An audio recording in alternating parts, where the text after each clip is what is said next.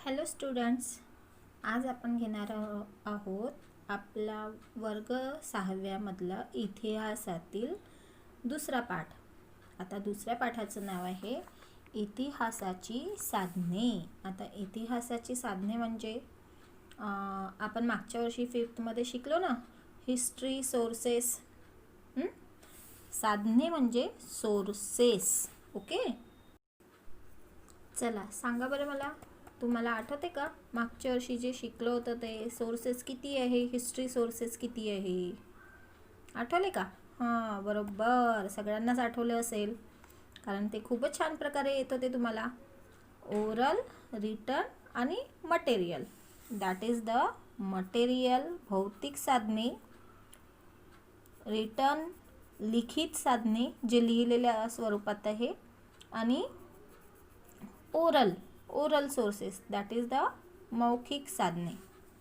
हे आज आपल्याला इथे बघायचे आहे. ठीक आहे, तुमच्या इथे काय म्हटलेलं आहे, करून बघा. काय करून बघा, बघू बरं. तुमच्या घरात असलेल्या आजी आजोबाच्या काळातील वस्तूंची यादी तयार करा. आहेत का रे? सगळ्यांनी हो म्हटलं असेल. म्हणजे आजीचा पान खाण्याचा डब्बा असेल, तांब्याचे पितळेचे भांडे असेल देवाजवळचे, कोणाकडे समया असतील, कोणाकडे ताटं असतील, अशा वस्तूंची यादी तुम्हाला तयार करायची आहे. मग मला तुम्ही फोटो पाठवाल बरं, यादी तयार झाली की. ठीक आहे. त्याच्यानंतर दुसरं, तुमच्या परिसरातील गावातील एखाद्या जुन्या वास्तूची माहिती गोळा करा. आता इथे तुम्ही कन्फ्यूज व्हाल, इथे वस्तू दिलेलं आहे आणि इथे वास्तू दिलेलं आहे. आता वस्तू म्हणजे जे तुमच्याकडे भांडे वगैरे, नाणी वगैरे जे काही असतात ना, ते वस्तू. आणि वास्तू म्हणजे एखादं स्थळ. वास्तू म्हणजे जसं किल्ला आहे आपल्या गावामध्ये, एखादं कुठे जुनी इमारत वगैरे, त्याला वास्तू म्हणतात. ठीक आहे. आपल्या बुट्टीबोरीमध्ये तर काही मला नाही वाटत काही असेल, पण नागपूरमध्ये आहे. नागपूरमध्ये एक पडका वाडा आहे.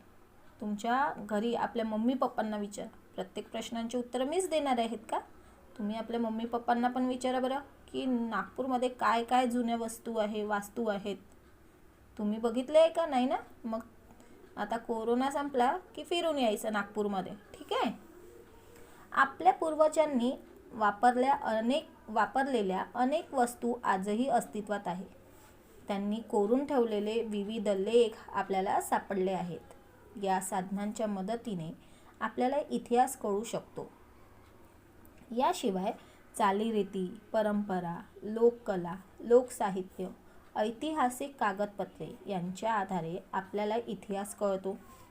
या सर्वांनाच इतिहासाची साधने, हिस्ट्री सोर्सेस म्हणतात. इतिहासाची साधने 3 प्रकारची आहेत: भौतिक साधने, लिखित साधने, मौखिक साधने. ठीक आहे. जसं आता किल्ले, लेणी, स्तूप या वास्तूंना भौतिक साधने म्हणतात. याशिवाय अजून कोणत्या कोणत्या वास्तूंना भौतिक साधने म्हणतात, या प्रश्नाचं उत्तर तुम्हाला शोधायचं आहे. आता ही भौतिक साधने म्हणजे दैनंदिन जीवनात माणूस विविध प्रकारच्या वस्तू वापरत असतो. पूर्वीच्या माणसाने वापरलेल्या अनेक वस्तू आज आपल्याला महत्त्वाची माहिती पुरवू शकतात. पुरातन वस्तूमधील खापराच्या तुकड्यांचे आकार, रंग, नक्षी यावरून ही भांडी कोणत्या काळातील असावी याचा अंदाज बांधता येतो. दागदागिने आणि इतर वस्तूंवरून मानवी समाजाच्या परस्पर संबंधाची माहिती मिळते. धान्य, फळांच्या बिया आणि प्राण्यांची हाडे यावरून आहाराची माहिती मिळते. वेगवेगळ्या काळात माणसाने बांधलेल्या घरांचे आणि इमारतीचे अवशेष सापडतात. याशिवाय नाणी, मुद्राही सापडतात. या सर्वांच्या साहाय्याने मानवी व्यवहाराची माहिती होते. या सर्व वस्तू आणि वास्तू किंवा त्यांचे अवशेष यांना इतिहासाची भौतिक साधने म्हणतात. जसं आपण बघतो जुन्या काळातलं काही किल्ले वगैरे, आपण शिवाजी महाराजांचे किल्ले म्हणतो ना. मागच्या वर्षी मी तुम्हाला जंजिरा किल्ल्याबद्दल माहिती सांगितली होती. हे जे किल्ले आहे यावरून समजते त्यांच्या जेव्हा त्याचं खोदकाम केलं जाते ना, तेव्हा तिथे त्याच्या मातीचं परीक्षण केलं जाते. त्या मातीवरून, त्यांच्या बांधकामावरून समजते की ते किती जुनं आहे, ते बांधकाम किती जुनं आहे, किंवा मग त्या वस्तू किती जुन्या आहे. यावरून, त्या भौतिक साधनांवरून आपला इतिहास समजतो की ते कशा प्रकारचे वस्तू वापरायचे, कशा प्रकारचे आहार घ्यायचे, त्यावरून त्यांना समजते. तर त्यांच्या फळांच्या बिया वगैरे इथे दिलेलं आहे ना, धान्य, फळांच्या बिया, प्राण्यांची हाडे, यावरून तो भौतिक साधनांचा परीक्षण केलं जायचं. ठीक आहे. आता माहिती आहे का तुम्हाला, धान्यांचे कण फार काळ टिकत नाही. जसं आपल्याकडे नाही का गव्हाला वगैरे लवकरच सोंडे लागतात, तांदळाला वगैरे त्यांना कीड लागते, त्यांचा भुगा होतो. प्राचीन काळी धान्याचे पीठ करण्याआधी ते धान्य भाजत असत आणि मग ते भरडत असत. धान्य भाजताना त्याचे काही कण अधिक भाजले गेले किंवा जाळले तर ते टाकून दिले जात. असे जळके कण वर्षानुवर्ष टिकून राहतात. ते उत्खननात सापडतात. त्याची प्रयोगशाळेत तपासणी केली असता ते कोणत्या धान्याचे कण आहे हे ओळखू येते. याच्यावर तुम्ही छोटासा एक उपाय करू शकता. जसं तुम्हाला माहिती आहे ना की आपली मम्मी शेंगदाणे भाजते. आता शेंगदाणे भरपूरसे लोक भाजून का ठेवतात, तसेच ठेवले तर त्याला लवकर कीड लागते, आणि भाजून ठेवले तर ते खूप दिवस टिकतात. समजलं. तर हा एक तुम्ही करू शकता. तुम्ही एखादं धान्य घ्या, डाळ घ्या, तांदूळ घ्या, ते भाजून ठेवा आणि तसंच ठेवा. 2 भरण्यांमध्ये 2 भरून ठेवायचे. कोणतं जास्ती काळ टिकते आणि कोणत्याला लवकर कीड लागते हे तुम्ही स्वतः ऑब्झर्व करा. ठीक आहे. हे बघा, खापराचा तुकडा, त्याच्यावर पण नक्षीकाम केलेलं आहे. म्हणजे एखाद्या मातीच्या भांड्याचा वगैरे असेल हा. दागदागिने, त्यांच्या काळातले दागदागिने, ते कोणत्या काळातले आहे ते सुद्धा ते त्यांच्या दागिन्यांच्या पद्धतीवरून, बनवण्याच्या पद्धतीवरून ते समजायचे की ते कोणत्या काळातले आहे. भांडी. आता हे मंदिराच्या भिंती, लेण्यांच्या भिंती, शिळा, ताम्रपट, भांडी, कच्च्या विटा, ताडपत्रे, भुर्जपत्रे इत्यादीवर कोरलेल्या लेखांचा समावेश लिखित साधनात होतो. आता भरपूरसे असे मंदिर आहे जिथे ज्या मंदिरांच्या बाहेरून असं त्या भिंतींवर काही कोरलेलं असते, काही लिहिलेलं असते, त्याला लिखित साहित्य म्हणतात. हे बघा इथे दिलेलं आहे ना, हे तांब्याची प्लेट असेल, ताम्रपट म्हटलेलं आहे. तांब्याच्या प्लेटवर इथे कोरलेलं आहे. हे शिलालेख म्हणजे दगडावर लिहिलेलं, कोरलेलं आहे हे. ठीक आहे. आता हे लिखित साधने. आताच आपण म्हटलं ना, लिहिलेल्या स्वरूपात सापडलं तर त्याला म्हणतात लिखित साधने. अश्मयुगातील माणसाने त्याच्या जीवनातील अनेक प्रसंग आणि भावना चित्रातून व्यक्त केल्या आहेत. हजारो वर्ष उलटल्यानंतर माणसाला लिहिण्याची कला अवगत झाली. माणूस सुरुवातीला प्रतीके, चिन्हे यांचा वापर नोंदी ठेवण्यासाठी करत असे. त्यापासून लिपीचा विकास झाला. लिपीचा म्हणजे आधीचे लोक लिहायला तर शिकलेले नव्हते. हे असं आपल्यासारखं लिहित नव्हते ते आई वगैरे. तर मग ते काय करायचे, चिन्हांचा वापर करायचे, एखाद्या प्रतीकांचा वगैरे, असे कोडवर्ड सारखं ते असे यूज करायचे. त्याच्यावरूनच त्यांची लिपी म्हणजे भाषा ठरलेली आहे. आणि विकास होण्यास हजारो वर्ष जावी लागली. यातून त्यांचा हजारो वर्षानंतर विकास होत गेला. सुरुवातीच्या काळात खापरे, कच्च्या विटा, झाडांची साल, भुर्जपत्रे यासारख्या साहित्याचा लिहिण्यासाठी उपयोग केला जाई. अशा प्रकारच्या साहित्यावरील मजकूर एखाद्या अणकुचीदार साधनाने कोरलेला असे. म्हणजे यावर लिहिण्यासाठी ते काय करायचे, काय वापरत होते, असं एखादं टोकदार काहीतरी दगडाचं, जसं आता आपण खिळ्याने ठोकतो की नाही, तसं ते अणकुचीदार काहीतरी वापरत होते. अनुभव व ज्ञान जसजसे वाढत गेले तसतसे त्याने विविध पद्धतीने लेखन करण्यास सुरुवात केली. सभोवताली घडलेल्या घटना, दरबारी कामकाजाचे वृत्तांत इत्यादी माहिती लिहून ठेवण्याची पद्धत सुरू झाली. अनेक राजांनी आपल्या आज्ञा, निवाडे, दानपत्रे दगडावर किंवा तांब्याच्या पत्रावर कोरून ठेवली आहेत. जसं आपण शिवाजी महाराजांचं वेळेस बघितलं होतं ना, की त्यांनी आपल्या नावाची राजमुद्रा तयार करून घेतली, त्याच्यावर एक श्लोक लिहिलेला होता, आठवते का? सगळ्यांना आठवलं. क्षत्रिय कुलवंता असं लिहून ठेवलेलं होतं ना. तर ते त्यांच्या आज्ञा, राजपत्रे वगैरे असतात. कालांतराने वाङ्मयाचे अनेक प्रकार निर्माण झाले. धार्मिक, सामाजिक स्वरूपाचे ग्रंथ, नाटके, काव्ये, प्रवास वर्णने तसेच शास्त्रीय विषयावरील लेखन झाले.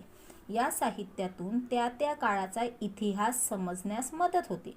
या सर्व साहित्याला इतिहासाची लिखित साधने म्हणतात. समजलं? जे जे काही लिहून ठेवण्यात आलं होतं त्याला लिखित साधने म्हणतात, म्हणजे रिटर्न सोर्सेस. आता हे बघा, भुर्जपत्र हे भुर्ज वृक्षाच्या सालीपासून बनवले जाते. ह्या झाडाच्या सालीवर ते लिहिले जाते. भुर्ज वृक्ष काश्मीरमध्ये आढळते. एका वाक्यात पण विचारू शकते बघा बरं, कोणत्या इथे कुठे आढळते हे झाडं? सहसा काश्मीरमध्ये आढळतात. ठीक आहे, बघा. चला, त्यानंतर करून पहा. भरपूरशा गोष्टी आहे बरं, ज्या तुम्हाला करून बघायच्या आहेत, करायचे आहे आणि मला पाठवायचे आहे. तुमच्या परिसरातील गाव किंवा गावातील वस्तू संग्रहालयाला भेट द्या. आता बुट्टीबोरीला तर संग्रहालय नाही आहे, पण नागपूरला आहे. मी तुम्हाला म्हटलं ना आत्ताच, कोरोना झाल्यानंतर एकदा नागपूरची सहल काढा आणि मम्मी पप्पा मस्त फिरून या तुम्ही सगळेजण. आणि कुठेही नाही, गार्डनमध्ये नाही जायचं आहे. आपल्याला जायचं आहे संग्रहालयात. तेथे कोणकोणत्या वस्तू आहेत त्यावर निबंध लिहा. जात्यावरच्या गाण्यांचा संग्रह करा. आता जात्यावरचं तुम्ही मराठीमध्ये शिकले असाल. बहिणाबाईच्या कविता. बहिणाबाई दळण दळता दळता काय म्हणायची? गाणे तयार करायची. अरे संसार संसार असं. विविध लोकगीते मिळवा. त्यापैकी एक लोकगीत शाळेच्या सांस्कृतिक कार्यक्रमात सादर करा. आता लोकगीत पण तुम्हाला माहिती आहे, जसं आपण मागच्या वर्षी वगैरे आपण दरवर्षी 26 जानेवारीला डान्स घेतो की नाही, वेगवेगळ्या राज्याचे डान्स फॉर्म घेतो प्रत्येक, तर त्यांचे एक वेगळे वेगळे गाणे असतात जुन्या काळातले, तर ते तुम्हाला शोधायचे आहे. ठीक आहे.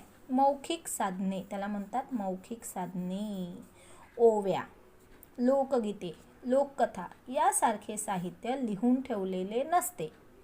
त्याचा कर्ता अज्ञात असतो. जसं आता आपण श्लोक म्हणतो देवाजवळ, वक्रतुंड, महाकाय वगैरे भरपूर प्रकारे श्लोक म्हणतो ना आपण, देवीचा श्लोक म्हणतो. हे कुठे लिहिलेले असतात का? नाही.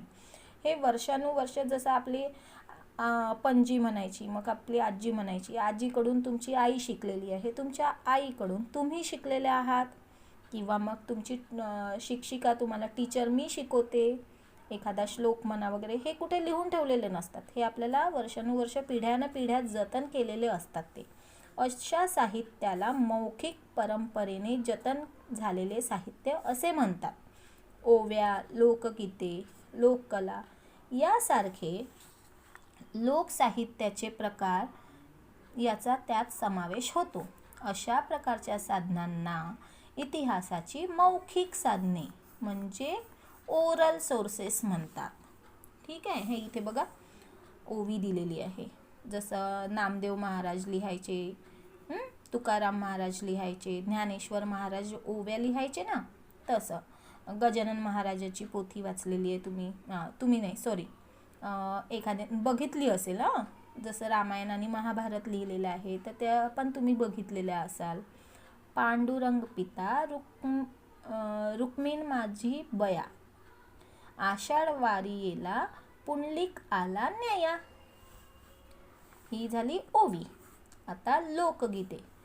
महानगरी उजनी, लई पुण्यवान दानी, तेथे नांदत होता राजा, सुखी होती प्रजा, तिन्ही लोकी गाजा वाजा, असा उजनीचा इक्राम राजा. म्हणजे विक्रमादित्य राजा. हे उजनी म्हणजे उज्जैनीला विक्रमादित्य राजा राहायचा, त्याला इक्राम म्हटलेलं आहे. याबद्दल म्हणजे त्या राजाच्या बद्दल लिहिलेलं, जसं शिवाजी महाराजांचे पोवाडे वगैरे आपण म्हणतो ना, त्या प्रकारे. आता हे इथे बघा दिलेलं आहे.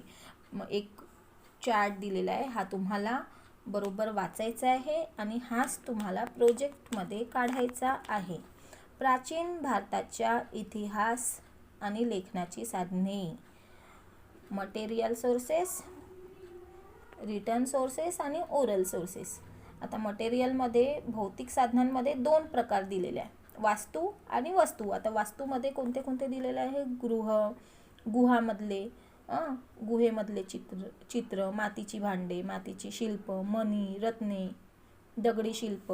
वास्तूमध्ये गुहा, घरे, स्तूप, लेणी मागे आपण शिकलो होतो, वेरूळच्या लेण्या दगडामध्ये कोरलेल्या, आठवतं? आता मंदिरामध्ये म्हणजे आपल्या इथे रामटेकचं मंदिर आहे, तुम्ही भरपूर जणांनी बघितलं असेल, तिथे पहा कसे कोरलेले आहे ते मंदिर, काहीतरी वेगळं वाटते ना. चर्च, मशिदी, स्तंभ. आता हे झालं चार्ट, म्हणजे ओरल कोणते, रिटन कोणते आणि मटेरियल कोणते. ठीक आहे. प्राचीन भारताच्या इतिहासाची साधने. अश्मयुगीन काळापासून इसवी सनाच्या 8व्या शतकापर्यंतचा कालखंड हा भारताच्या इतिहासाचा प्राचीन कालखंड मानला जातो. भारतातील अश्मयुगाविषयीची माहिती पुरातत्वीय उत्खननातून मिळते. त्या काळात लिपीचा विकास झाला नव्हता, म्हणजे लिपी नव्हती त्या काळात. इसवी सन पूर्व 1500 पासूनच्या प्राचीन इतिहासाविषयीची माहिती वेदवाङ्मयातून मिळते. सुरुवातीस वेद हे लिखित नव्हते, ते मुखोद्गत करण्याचे तंत्र प्राचीन भारतीयांनी विकसित केले होते. कालांतराने वेदाचे लेखन झाले. वेदवाङ्मय व त्यानंतर लिहिले गेलेले साहित्य हे प्राचीन भारतीय इतिहासाचे एक महत्त्वाचे साधन आहे.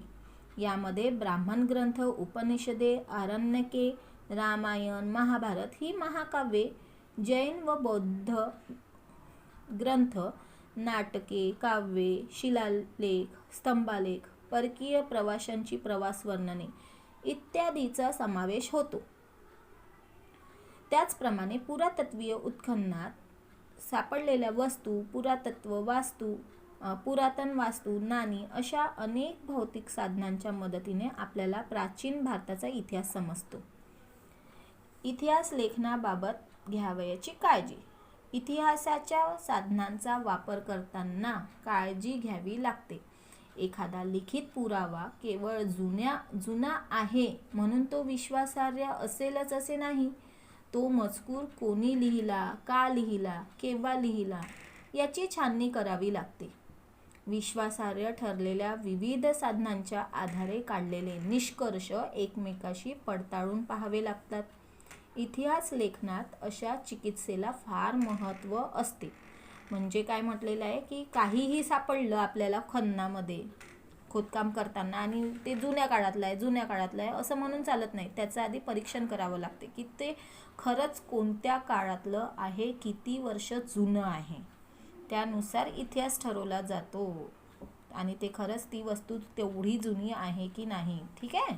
आता हे तुम्हाला करायचं आहे. काय कराल? तुम्हाला एक जुने नाणे सापडले तर स्वतःजवळ ठेवाल, पालकांना द्याल की वस्तू संग्रहालयात जमा कराल, हे तुम्हीच उत्तर द्यायचं आहे. ठीक आहे.